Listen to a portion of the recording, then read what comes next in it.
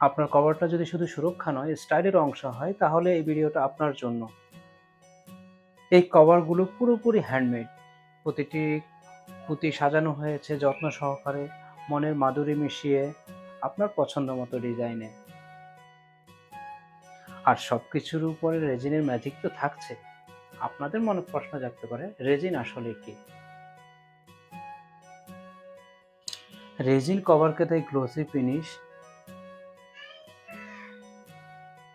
পুঁতির design থাকে সুরক্ষিত, উঠবেও না, ঝরবেও না।